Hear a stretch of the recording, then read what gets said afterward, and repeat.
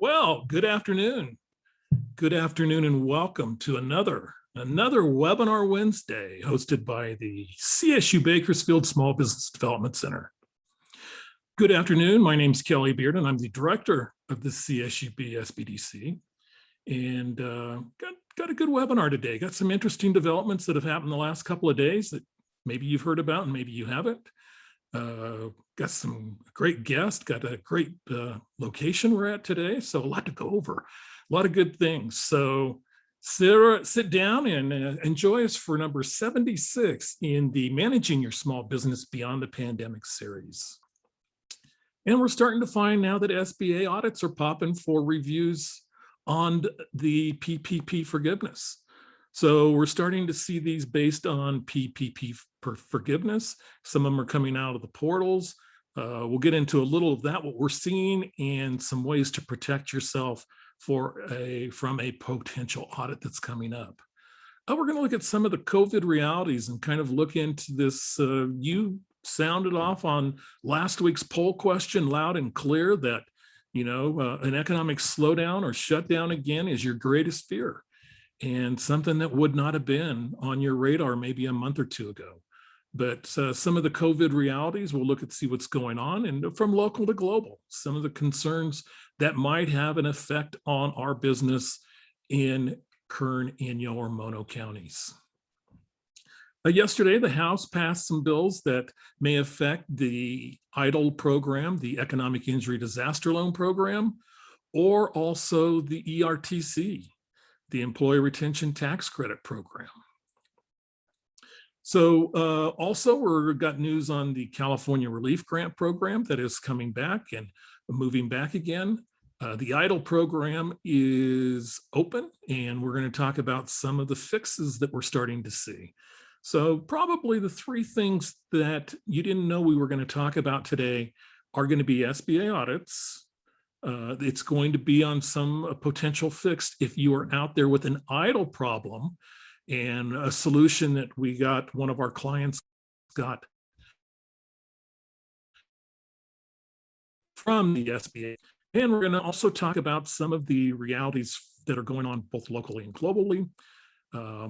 Also some of the lessons and some of the things that we're finding out here on the Eastern Sierra, more relief programs, your questions, and a poll. So let's go to the poll, right? Just one simple poll question today.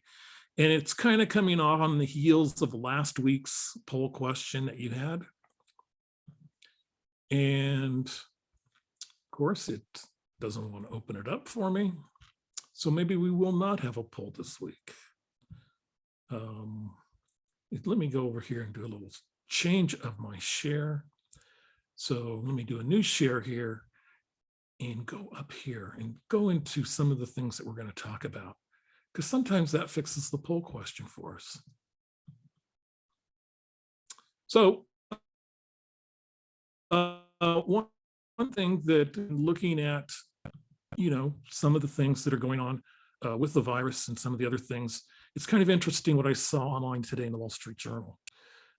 So what we saw is the average cases that have been going up, and they spike, but they kind of go off this 7-day average. So we do see it continuing to trend up with a 7-day average of about 151,000 cases nationwide. With that, you see some tremendous spikes, though, that happen on a daily basis. That can be just daily and kind of, one of the big spikes we had historically was on January 2nd. So back on January the 2nd, over 300,000 cases were reported that day. But the rolling average the 7-day average is a better measure, and it's about 151,000. Now that compared to some of the issues that we ran into when we were probably spiking at our highest, which is in January, and seeing the big month of January spike quite heavily. We see that trend continuing, and we continue to work toward numbers that are that way. The map that we've shown you in the past on the virus shows that some of the areas in California, whereas largely it's the South and the Pacific Northwest seem to be the most infected at this time. we're starting to see our San Joaquin Valley and also some of the other areas in Northern California that are becoming more affected. So just kind of an alert, because I know last week, loud and clear, a slowdown or shutdown is something that we just can't afford. And there's no way I can see another shutdown happening without it affecting long-term effects to the economy. So as we continue to try to get through this thing and try to see an in and out, which is hopefully by some medical professionals occurring maybe next month, and then maybe next month in Kern County or other areas, we continually look at more infections and kind of look at that. So just kind of what's going on the national level, it's important to note. So when we look at the national level, we also kind of want to see what's going on locally for us in Kern County. And the one thing I like about this, now, here are the COVID cases and kind of shows the same kind of trend that we saw nationally with it going up. We're going up and up and up. But, you know, about a few days ago, it looked like it could have turned. So maybe a few days ago, but then again, you see the disclaimer at the top that tests collected during this time may not yet be fully reported. So, but the projection on what they're seeing now is this might be plateauing or maybe even actually working better toward getting that. So again, something we shared with you last week, but shows that we are seeing kind of an increase in the breakthrough cases of those that are vaccinated that are getting it, hearing about it a lot, still not seeing a lot of it locally, but apparently it is a big concern and we will continue to follow that. So there is an update on what has been going on kind of with the virus. Still no poll today, so we might have to include that wonderful question next week. So moving on, some of the things, a lot of you out there have received the California relief. Before we go there, let's kind of look a little bit about COVID problems. We talked about locally, but let's look at them around the world. The biggest problem that we're seeing around the world, at least with our local, state, and national economy, is the supply chain issues. And some reports coming out of supply chain might take to 2023 to get cleared at today's pace. Some of the major reasons for that are your Asian regions that are heavy manufacturers. So we're seeing COVID issues that are really kind of spiking now in some of the non-China, non-Taiwan, and other Japan and other areas, some of the other major markets that are manufacturing. And that is in Vietnam, Thailand, Sri Lanka, and Indonesia. And when you look at some of the issues with the spiking 3% in Vietnam, which is a big trade partner of the United States and other Western countries, you're seeing vaccinated rates of less than 3%. So with the spiking in those particular regions, it is really kind of a big issue for continuing to try to keep manufacturing going, to keep those supply chains going. Such an intricate and complicated system, the supply chain networks and all that logistical concern. So what we aren't seeing also is that a number of third world countries and a lot of your Asian countries that are big in manufacturing, their small businesses did not have the support that was extended to US businesses. So we saw a lot of our US businesses that actually came out and got two versions of PPP. There was an economic injury disaster loan from SBA. The disaster loan has been increased. Some of our other industries that were significantly impacted being your hospitality trades, being also your venues and some others, really got a lot of support that a lot of other small businesses did not get. And you really saw that globally, and it is affecting the supply chain as we move forward. So another concern that the global issue of COVID reemerging or spiking is showing that there is high global demand now, but yet still low supply, and that sparks a lot of inflationary concerns. So those are some of the issues that we're seeing that are affected with that on a variety of different levels.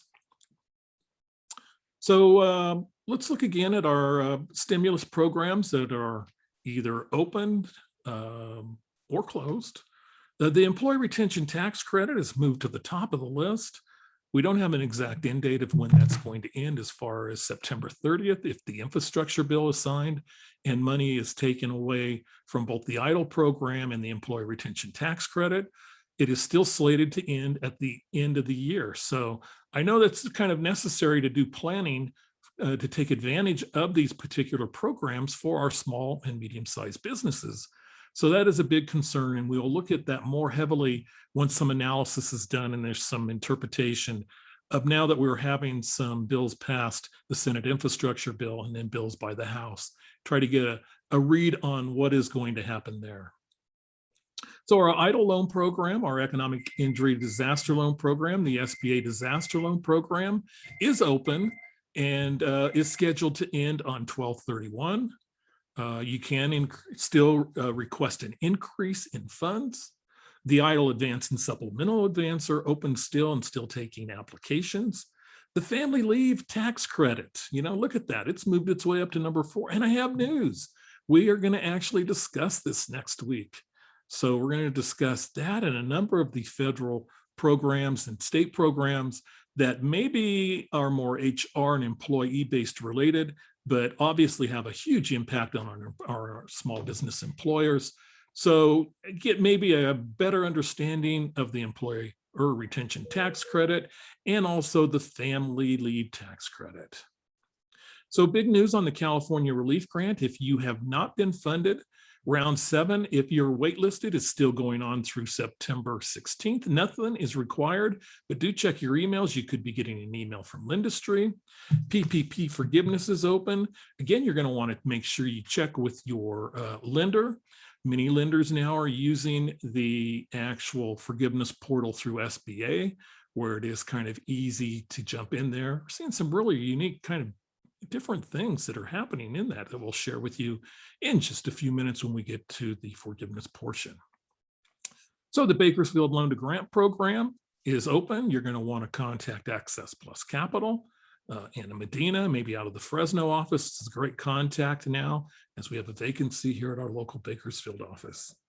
So the PPP first draw, obviously it's closed. You've planned to expend your monies in a way to extract full forgiveness, or if you haven't, you're doing it to the best strategic purpose for your particular business.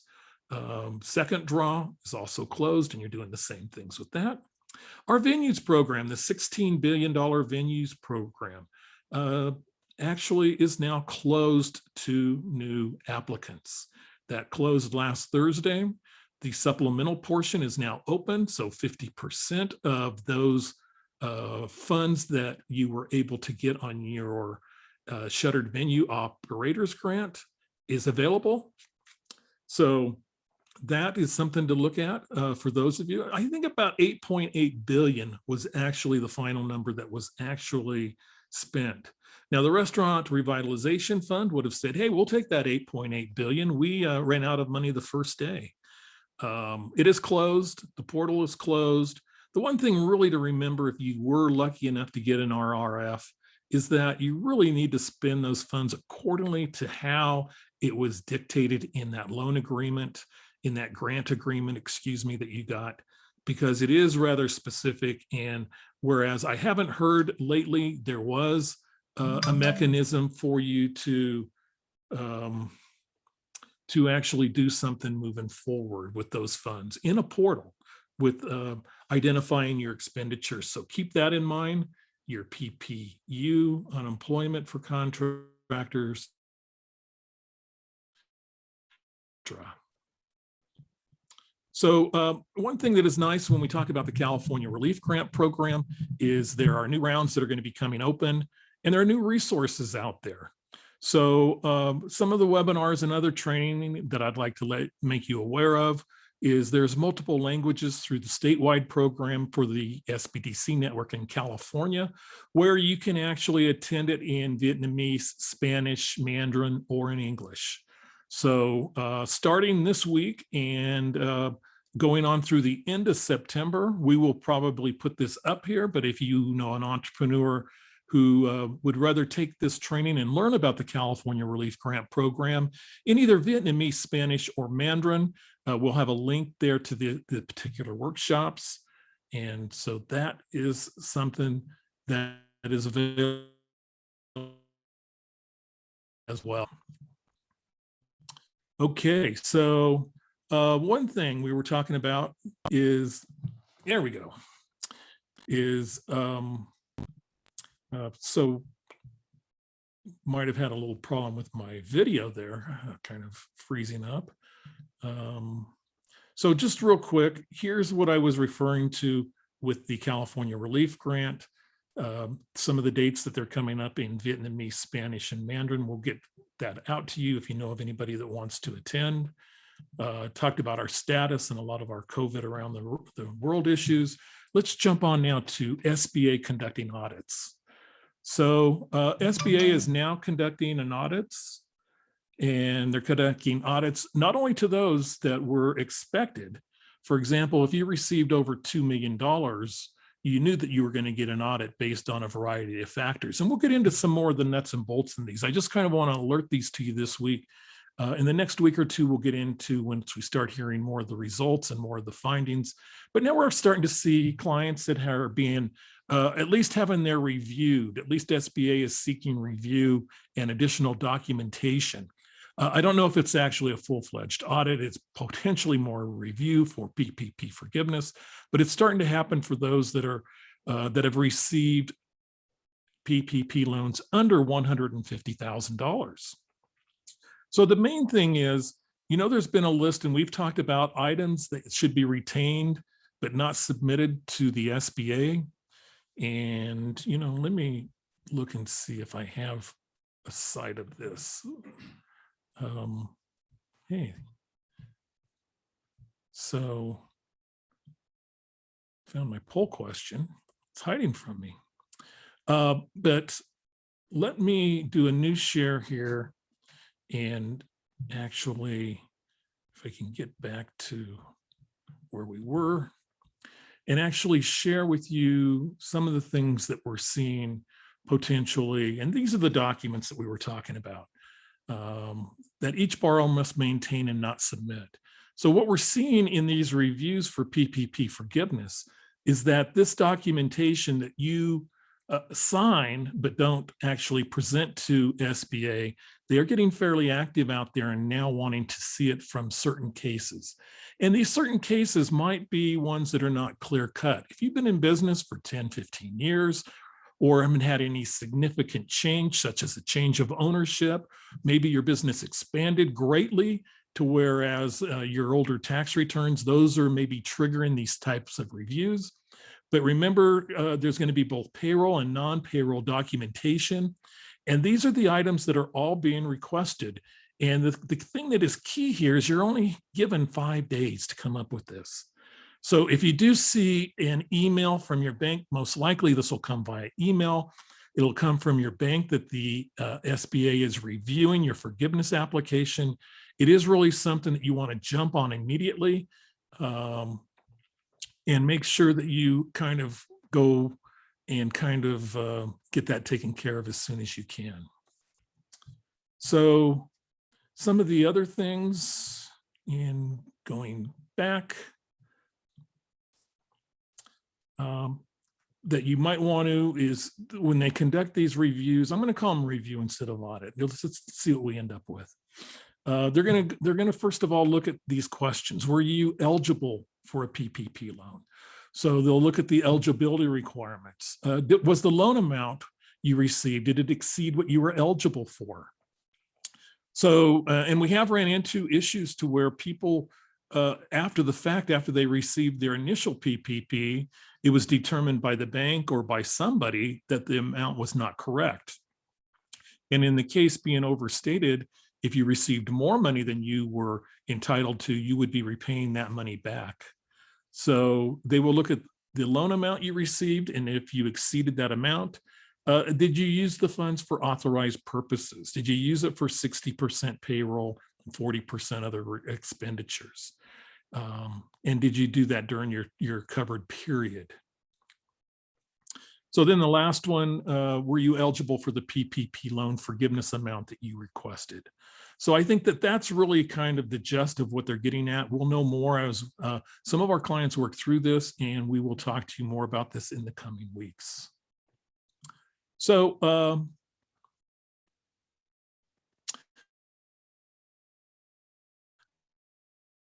audits. Some of the EIDL changes now as we move on to EIDL. There's been a lot of changes this year. We've documented many of them, but there's a fix that's available that we're starting to see now. And there's some information because so many people that have applied for a larger EIDL amount applied for the EIDL loan specifically. And this even could be true in the targeted or supplemental EIDLs. They're getting a unverifiable information. We cannot verify your information or your documentation. So we believe, and we've kind of mentioned this before, but one of the leading causes is not having your tax returns verified from the IRS. When you go through this process, you fill out either an IRS or an SBA form 4506T, which authorizes the SBA to request your return scripts from the IRS. They then match up that information that you have provided. It also verifies by you filing a tax return and paying tax that you are a legitimate business, something that the SBA had a problem with during the early stages of the pandemic. So if they're not able to verify for whatever reason, the IRS hasn't gotten back with them. I'm sure there have been literally millions of these requests, and it's been difficult. Or you could have a unique situation in your particular business, a change of ownership or other thing that has made it impossible to verify. So one of our clients has found a possible solution. They got this through the call center, the EIDL call center that we generally put the number in the chat box. But it is there, and the possible solution is to get an appointment with your local IRS office and then go in with your tax returns.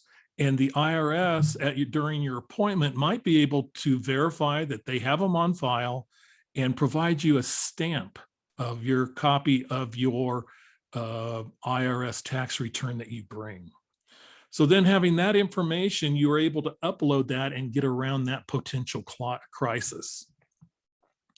So where you might want to go, and you might want to, as I go back to the internet here real quick, here's where you might want to contact some of your offices.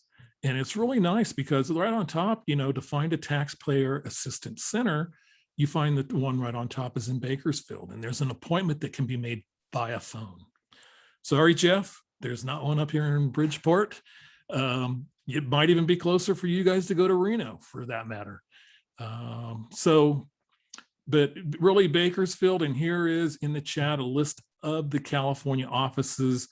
You see one in Fresno and one in Modesto, one in Sacramento and Salinas, and some other locations throughout the state where Visalia, for example, where you might be able to get that issue resolved. Okay. Like finding fixes and like bringing them to you here on Wednesday, we think that that one is going to work. We'll know more in the next week, but that is if you are seeing that potential problem, that is a fix for you. Okay, so also there is the information to request an increase in your EIDL loan. Remember, maximum EIDL loans went from $150,000 to $500,000, and that information is there. We've seen some, not going to throw the EIDL numbers at you like I did last week, but we're seeing an incredible amount of money go out considering, compared to with, say, early July. So the last 5 or 6 weeks, EIDL has been putting out literally around 6 to 8 billion per week. Most of those, I think, have gone for advances, but we also have seen them go out for new EIDL loans as well. So the customer service effects that they made at SBA appear to be working. VOG, the Shuttered Venue Operators Grant, as we mentioned, is no longer taking applications, but those that had a successful application can apply for a supplemental amount of 50% of the original amount, capped at 10 million. And since we didn't have any 10 million, at least in these 3 counties, but the details, as we like to say, are in the devil. The devil is in the details, and they will be announced soon or later this month. Talked a little bit about, we'll be talking about the House and how it compares with the other bill that has been passed by the Senate on infrastructure, on forgiveness now. Your timeline on forgiveness, just keep in mind your timeline. You have 24 weeks to use the funds if you elect a covered period of 24 weeks or until you use the fund. 10 months from that particular window to apply for forgiveness. And again, your bank is going to dictate how you apply for forgiveness. Some are using the new SBA forgiveness portal. Some are using their own process. Contact your potential lender, your actual lender. So 60 days for the lender to verify and upload to SBA, and 90 days for SBA to make that decision. If you are using the PPP direct forgiveness, that's one thing, but also they also have the COVID reduction score for your second draw. And so what you see is that if you have a loan for under 150,000, you might not have to present all the information that we're starting to see with others. So anyway, we have there the non-loan program, which is funding small businesses from between $5,000 and $20,000. I've heard they will do Inyo and Mono County businesses as well. 5 to 20,000, smaller amounts. They make a concession somewhat on what is usual, a credit score that they will accept. Minimal credit score 550, minimum documentation. Rate reflects a little bit of the risk on this potential thing, but there is money available for 5 to 20,000 for this micro nano loan program through Access Plus Capital. And that brings us today to our special guest. And really a simple man, as you can see. That is like a 1-sentence introduction that I get to give today. So joining me today is Jeff Simpson. We are in his office, and of course, the historic courthouse. But Jeff is the economic development manager for the county of Kern, or excuse me, the county of Mono. And since I just can't leave it at that, especially after misidentifying his county, I got to tell you, Jeff has been a great joy to work with. Him and Alicia Venos, who is the director of economic development here at the county of Mono. Fantastic people to work with. And we've had so much success in Inyo and Mono counties. And a lot of it is the great resources and the great people who are on the field, on the ground here in the field, working with small businesses throughout this area. And Jeff has been a pleasure to meet with, pleasure to work with, and it's great to have him join us today. Jeff, I see you've taken off your mask. Thank you for joining us. I'm going to move this camera over here and actually pull it down a little bit to where we can line you up, get you the microphone, and allow you to take it away. Yeah, hello everyone. Yeah, first off, thank you, Kelly, for all you've been doing throughout the pandemic. I've been a huge fan of the webinar. I've been watching, try to watch every single week, digest the information, and then send that information out to our businesses up here. I know specifically you and your team have saved at least a dozen businesses up here in Mono County. I can't thank you enough for all you guys have done for us and for Kern and Inyo counties during this time.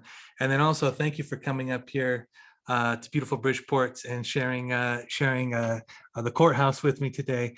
As a special thank you, a small token of our appreciation, I have this beautiful Mono County hat here I'd like to give you just to represent us up here. Hey, eat your heart out. Yeah. Thanks again, Kelly. Appreciate all you've done for us. Well, my pleasure. Thank you, Jeff. So let's go big screen here. And now my poll wants to pop up. So Jeff, first of all, why don't you talk a little bit about what you do here in Mono County and a lot of what you're seeing. But first of all, a lot of your interaction and what county economic development is in Mono County. Yeah, so we work in I work at the Economic Development Department here. We handle traditional economic development activities, business retention, attraction, and retention. We also act as the DMO, so we run Mono County Tourism. And if any of you out there follow us on Facebook or Instagram, we run the fisheries department here. So we spend about $100,000 buying fish for our tourists to enjoy and catch throughout the summer. And then we're also the film commission. So we try to attract feature films and commercials to come up here. And then the economy for Mono County is almost entirely directed at tourism. 95% of everything we do here is tourism related. We need to have tourists here in Mono County in order to survive. Majority of our businesses are dining, retail, and lodging. We have a small portion of ag and then some light manufacturing, but for the most part, us here in Mono County live and die by the tourists coming up from Bakersfield, Southern California, and the rest of the state, along with internationally. Well, you guys have done a lot with tourism, and it's such a different animal. It's I mean, when you're at a county, your county population is what, 24,000? Less than that, I think we're around 15,000. Wow. So when you're talking about that, but then at times you have mammoth lakes that can almost swell to much larger than that in populations during certain times of Yeah, year. I think Mammoth Lakes alone can swell to about 30,000 just from the tourists that are coming up. Most of them are coming up obviously to ski at Mammoth Lakes, or excuse me, Mammoth Mountain throughout the winter. But yeah, on a Christmas or a New Year's holiday, when we're at capacity, we can see 30,000 people right there in Mammoth Lakes alone. So your needs for your small businesses much more driven, much more hospitality, lodging, restaurant focused, tourism services, etc. How did most of those businesses, how did they do during the pandemic? Yeah, we were all, extremely nervous, as was every business, I think, when the pandemic first broke out. But I think we've done fairly well. What we saw last year, for example, we saw a lot of people coming up with their trailers and camping throughout the summer. I think we're perceived as a safer destination, getting out of the big city and into the country. Last summer, we were at capacity and had some record-breaking years for a lot of our businesses up here. But we kind of experienced 3 shutdowns. We had the big one initially that was, across the United States. We obviously had the second one that was California specific, that everyone here obviously experienced as well. But we had kind of a third one last September. We had our forest shut down due to the wildfire situation, which basically closed our entire infrastructure. Everyone that's coming up here is enjoying the outdoors. They're hiking, they're skiing, they're recreating. And when the forest shut down, it basically closed all of the activity that we had here. And so that was another big hit from us that probably was unique to us up here in Mono County. So Jeff, one of the big needs that we see up here for small businesses is one that's seen universal, and that's access to capital. And I know you were a driving force in getting us to do the Eastern Sierra Capital Summit back in 2017, which saw some great lenders come out of the San Joaquin Valley and other locations, and kind of converse here, and really kind of made a difference in accessing capital. And we're hoping to do that again someday. But has the capital situation eased? Are you still seeing a great need for businesses that need capital up here? Yeah, well, we always, I think, are in need of capital. I do think we've seen a little bit of easing with the grants and loans that have been available through the pandemic. I think we saw a lot of people that took out maybe an EIDL, an EIDL advance that they normally wouldn't have just because the rates were so great with that. We only have a few small banks here in the county, so there's not a lot of resources. Kelly and his team has been extremely successful in helping out the businesses that have reached out for access to capital. But we are seeing a little bit of an easing at this time, but there's always businesses out there that are looking to expand or looking to maybe do some debt transfer. So marketing Mono County, you have a lot of tools in probably to use to do that. I know, for example, in knowing a little bit about how the economics of the county works, and there's a lot of changes that are going on. The regional airport is moving from Mammoth Lakes to Bishop, yeah, and that is going to create a much smoother flying schedule and create a lot of the problems that you have in winter with tourists trying to reach the area. but it's also going to really do something for your neighbor to the south in Inyo County and the Bishop community and really create some great opportunities there. Yeah, absolutely. We've had air service here in Mammoth Lakes for, gosh, at least 20 years now, primarily serving the LA and San Francisco markets. We've had access to Denver and other locations throughout the years, but reliability has really been the issue for us. Flying into Mammoth in the winter, there's those crosswinds, the snow, the reliability is not been the best. So the airport's moving down to Bishop. They have 2 landing strips there that are crossed. And so if the wind's blowing one way, we can land another. And we really think that reliability is going to be the key to the success for air service up here, not only for tourists, but also for what we're seeing, the work from home person that may need to work a few weekends in LA or San Francisco, but can really live in Mono County and Mammoth Lakes the rest of the season. Those people need reliable air service to get out of the county in order to do their work in other locations. So really the tourist and our work from home economy really need the reliable air service. And we're hoping by moving it down to Bishop that we'll achieve that. Well, the work from home issue is a great one to bring up. And really, from when I hear work from home, I look at it at a different spectrum. I look at the small business and the entrepreneurship opportunities that are available to individuals. I mean, you have Digital 395, which is a phenomenal fiber to premise access to where you can get great internet. Are you starting to see businesses take advantage of maybe relocating at least part-time their business here or relocating their business here, since so much of their business activities can be done online with reliable internet? Yeah, it was one of our major barriers 10 years ago when I started working from here. I know we just talked about 30,000 people going to Mammoth Lakes. We could just not do anything on the internet during those weekends, and we'd have to do our hotspot on our cell phone. Flash forward to today, I have fiber to premise, gigabit access, 1,000 up, 1,000 down at my home here, and I run a small side business that I wouldn't be able to do without that internet. And so we are seeing a lot of people move up here for reliable internet, for internet that you can do any type of business on, not only in Mammoth Lakes, but some of the smaller areas throughout the county. We're seeing these little pockets of industry pop up, or professionals that you meet at the Chamber of Commerce meeting or meet at the bar, and you think, you do that here? Wow, that's just really incredible. So yeah, we're seeing that movement for sure, and the key here is reliable internet. Well, I'll tell you, really, the access for e-commerce businesses up here is phenomenal. We've seen one individual, one couple take advantage of it, Ridge Marino, who have done some great online business and now moved to a brick and mortar. Hey, we're back. Hey, sorry about that. We're back. Had a little issue with the speaker here, or excuse me, the microphone. But really, some dumb webinar host forgot to plug in his MacBook, so I apologize for that. Let's get back with where we were. We're talking about great internet, and I'm sure you're thinking, hey, there went that great internet right down the road. But it was actually just a really bad webinar host who did not plug in his computer. So we're back, and we're still talking with Jeff Simpson, and we were talking about a lot of the opportunities that are available here on the east side.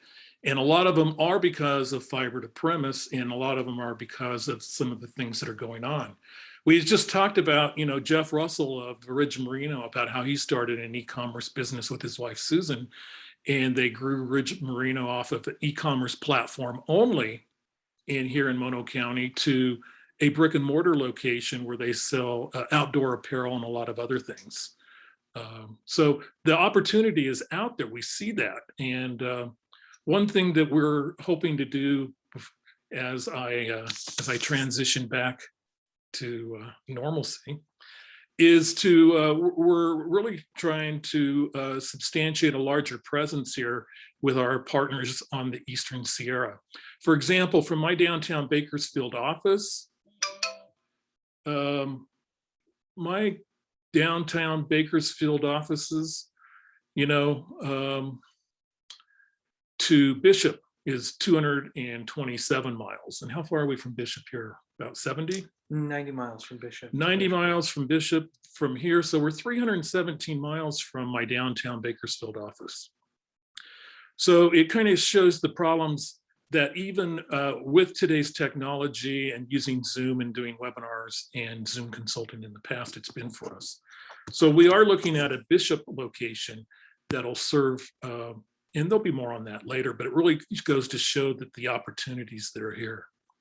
So, you know, one thing, and I think I just saw a comment pop up in the chat about connectivity, about businesses connecting that last mile to Digital 395. I have a feeling that's what it was about. And having served as a board member of the Eastern Sierra Regional Broadband Consortium, which was a Kern Inyo Mono project of basically how to get that out to the last mile. And by the last mile, it means we have the fiber running right down the road here. How do we connect it to the end users, those businesses? And it can be kind of costly at times. So, and I know that there is still a lot of work that's being done with the County of Mono, Nate Greenberg, a lot of other people that are still trying to do that. So anything to comment on that, Jeff, on? Yeah, you know, I know there's a huge effort across California to get, you know, broadband access to all rural areas of California. Nate, Nate Greenberg, who was our IT director, has really led that charge for us. We've worked with a lot of intermediate companies that have Race Communications is one of them. They serve the area here in Bridgeport. We're able to get fiber to premise right to my building. I know that there's a few businesses that have just paid for it. They've paid for them to bore right to their business. Some it can cost up to 20 or 30,000, some of the quotes that I've seen, but I think for a particular type of business that sees the value in that, it's worth the money. So really, once you get that backbone down, it's really just getting those last miles connected. And it's been you know, some time for us. So we've been working on it for 5 or 6 years now since they've completed the backbone. So it's a work in progress still for some of our areas. So and I think it will be for the future. Okay, well, let's get off of internet for a little bit, and let's talk about some of the needs that you're seeing beyond for our smallest and neediest businesses moving forward. We've gone through a difficult time with many of the businesses. You've had both times where you've been open and other places have been closed, and closed when other places have been opened. So Jeff, what do you see for small businesses moving beyond, hopefully someday, this pandemic, and some of the challenges ahead? Yeah, it's, you know, I think the one thing that I've learned during this pandemic, it's impossible to predict the future, right? I think that all these things we thought were going to happen just haven't. And so I know the two things that are really affecting us right now currently, and the number one is labor, and we're seeing that across the nation. But specifically here in Bridgeport, everything is closed right now on Tuesdays and Wednesdays, when normally we would be open and booming during the month of August, just because people can't find the labor. One business in particular had to close down completely because we just can't find anyone to work. And so when you have a tourist that's coming through this area and they come on a Tuesday and see a lot of the restaurants that are closed, you know, that not only impacts us for that day, we lose that business, but also for future trips. They might not pick Bridgeport in the future because of the lack of options. And we're seeing that in just about every town right now. There's a lot that goes into that, housing and among a lot of other things, but labor is really the number one issue for us. And then also the supply chain. I think people have the business, they have the customers that are waiting for products, and we just can't get them into on the shelves and get them out the door for the people that have the money in hand willing to buy right now. You know, the labor issue has been an issue up here for a long time. Workforce housing, a lot of those types of issues. But now it's almost everywhere I go. And I cannot tell you, in the last 2 days, I have seen at least a dozen help wanted signs. And even one lumber mill went as far on the way over here to have one of those safety road highway signs up that says, wages starting at 1931, apply within. So it's an issue now that's facing everybody. Yeah, I think we're seeing it all across the country, but we're definitely seeing it here, at least in Mono County. I saw someone the other day that just said, we'll hire anybody that shows up. And I think that's how desperate some business owners are. And, so I'm just seeing some business owners that may have had a hands-off approach or just done the books and run things from a distance. They're showing up and they're getting in the kitchen and cooking meals, because that's what it's going to take. It's all hands on deck, especially for us where we have just kind of the shortened tourism time frame through the spring, summer, and fall for the unincorporated areas where we have to make our money.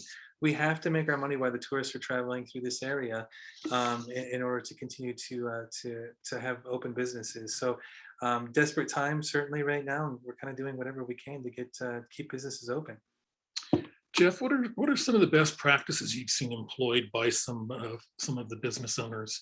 I know I've talked to a few, and they've been able to pivot very nicely. And most of that was at the beginning part of the pandemic. For example, in Mono County, there's a lot of very, very good craft brewers. And some of them changed distribution, knowing that they weren't going to be selling at the brewery. They changed their mode of distribution, their mode of actual getting the product out. It's not in a pint glass, it's in a pint can or a pint bottle or something like that, or a growler. So that's one example that I saw a few businesses really pivot on and really do a better job and really in a long-term business strategy that works out. But what are some of the best practices that you've seen from some of the local businesses? Yeah, we've certainly seen that same exact thing with our breweries, changing to cans, doing online selling, doing to-go things, and really majority of our businesses are retail dining and lodging. And so the things that you probably would see in Bakersfield or other counties are the things that are happening here. Dining outside, doing what you can to do to-go orders. All of those things is what we've implemented. But I think the key here, from what I've seen at least, is for the businesses that have that entrepreneurial spirit, that willingness to change, willingness to think outside the box, and the ones that are able to pivot early and adapt and find solutions to the opportunities that are out there. I know, for instance, here at the Bridgeport Inn here in Bridgeport, they have a beautiful little courtyard, and last year they decided to just do outdoor dining. Well, they had some indoor dining as well, but they brought in the tents, they brought in the chairs, and now it's a permanent fixture over there. And they did very well as a result. And so the people that are able to think about their business and change it, I think were the ones that were successful. Another example is the Balanced Rock Saloon over in June Lake. It's a concert venue that they just haven't been able to operate, but they were at the cusp as soon as the vaccines came out. They were able to work with the county health department and accept vaccinated only concerts, vaccinated only drinking sites to do indoor drinking and indoor concerts again. So I think just people that have that kind of entrepreneurial spirit and are looking for opportunities and solutions to keep their business alive are the ones that have been the most successful, and the ones that maybe will continue to do these things after the pandemic. If you think about your business and you're making money doing X, why would you change that? The pandemic has forced people to look outside the box. And as a result, some businesses have had changes for the good.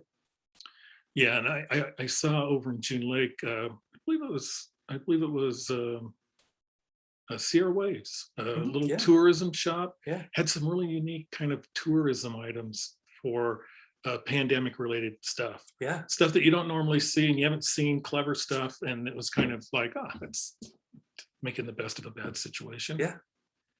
So, okay. Well, anything else you'd like to add? We are open for business. Come on up and bring your trailer. We're smoke free as of the last few days. We'll see how the rest of the summer and the fall works out. Our fall color season will be starting off here pretty soon. So if you're down there in Kern County and Bakersfield area, come on up, and we'd love to see you. Well, I've got my Mono County hat on, so so I'm ready, and I'm sure all you got to do is come up here and come to the historic courthouse and knock on the door, and they'll let you in, and Jeff will give you one of these fine free Mono County caps. Yeah. So, okay, well, I guess that wraps up this particular episode of Webinar Wednesday. I'd like to thank my special guest, Jeff Simpson, joining us and letting us know what's going on. We will be back next week, back in the home studio office, as I like to refer to it as, beautiful downtown Bakersfield. for webinar number 77.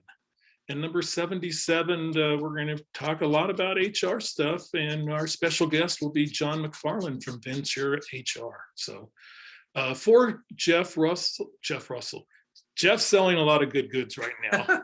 There's too many Jeffs in this county. For Jeff Simpson, I'm Kelly Bearden. Have a great afternoon. We'll talk to you later. See you next week. Bye-bye, everybody.